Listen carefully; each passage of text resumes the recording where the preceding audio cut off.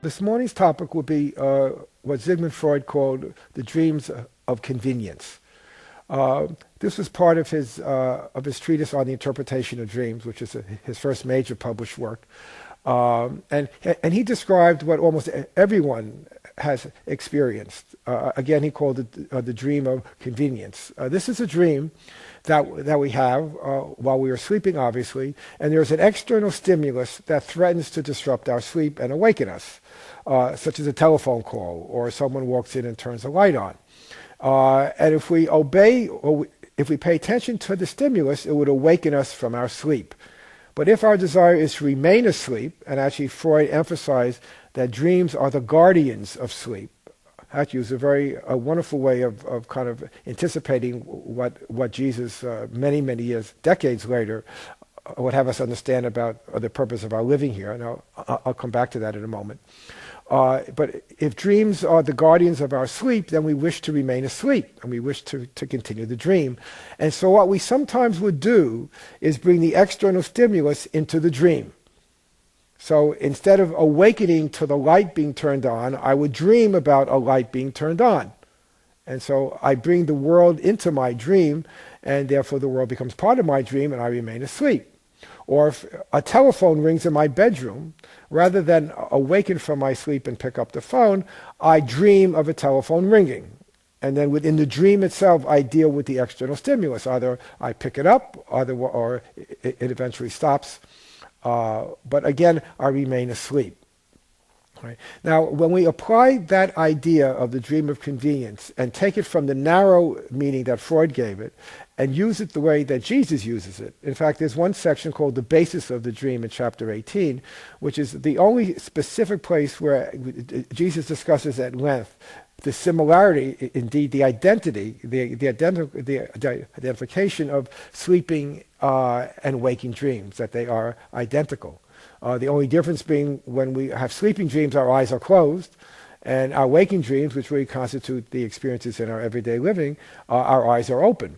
But they both operate exactly the same, because the origin is not in the brain, the origin is in the mind.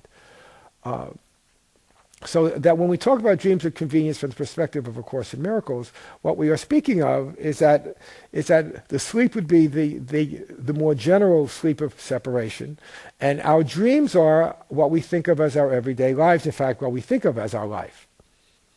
Right? And if, according to Freud, the purpose of our dreams is to remain asleep, we would recognize that from the point of view of the ego, the purpose of our living here as a body is to maintain the sleep of separation. And so what we do is, if there's a stimulus from outside of the dream that would awaken us, rather than open our eyes from the dream of separation, from the dream of bodies and return to the mind, we bring the stimulus into the dream. When we look at the phenomenon of Jesus, and of course we know practically nothing about Jesus, except there probably was some figure that was this resplendent symbol of God's love and God's light that appeared in the world, that what the world did with that resplendence was it brought it into its dream. So rather than Jesus being, or any enlightened figure, being a call that would awaken us from our sleep of forgetfulness or our dreams of separation and return home to the God we never left, rather than awaken to that dream and go to the mind, we bring that stimulus into the dream. And of course, when one reads the Gospels, and in fact the whole of the New Testament, we recognize that's what the world did. That Jesus now became a figure, a body, obviously a celestial body, a divine body, a miraculous body, that appeared in the dream, and everything that has ever been written about him is all about this figure, this seemingly historical figure called Jesus, who lived in a body, did miraculous things in a body. His body was beaten, torn, abused, finally killed. The body resurrected, the body ascended, the body sits in the right hand of another body, namely God.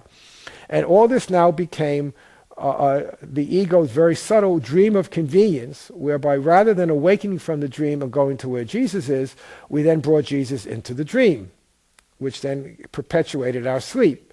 And of course, that is what is so tempting for students to do with A Course in Miracles itself. It too is a call from outside of the dream, from our right minds, that calls us to awaken from the dream. and recognize that we are not these bodies or physical, psychological selves we believe ourselves to be.